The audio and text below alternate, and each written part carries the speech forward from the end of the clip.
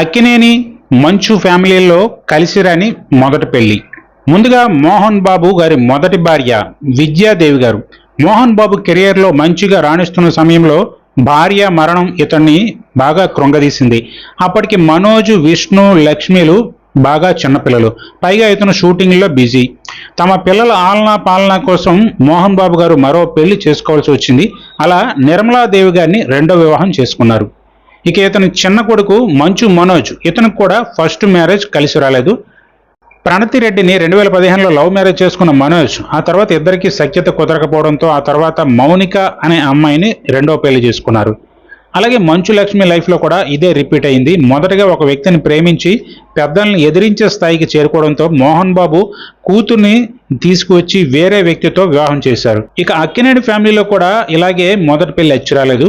అక్కినేని నాగార్జున గారు మొదటగా లక్ష్మి అనే ఆమెను పెళ్లి చేసుకున్నారు. ఆమె వెంకటేష్ చెల్లెలు. వీరికి నాగ చైతన్య పుట్టిన తర్వాత కొన్నాళ్ళకి మనస్పర్ధలు రావడంతో విడిపోయారు. ఇక ఆ తర్వాత 1992లో నాగార్జున హీరోయిన్ అమలని ప్రేమించి పెళ్లి చేసుకున్న సంగతి తెలిసిందే. ఇక ఆ తర్వాత సుమంత్, కీర్తిరెడ్డిలు వీళ్ళ పెళ్లి కూడా కలిసి రాలేదు. అలాగే హీరోయిన్ సుప్రియ కూడా ఇష్టం సినిమా హీరో చరణ్ని పెళ్లి చేసుకున్నారు. ఆ తర్వాత విడిపోయారు. ఇక నాగార్జున కొడుకు నాగ చైతన్య, సమంతాలు ఎంతో గాఢంగా ప్రేమించి పెళ్లి చేసుకున్నారు.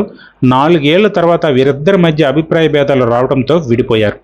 ఇప్పుడు ఎవరికి వారు వేరే వారిని పెళ్లిళ్ళు చేసుకొని జీవనం కొనసాగిస్తున్నారు.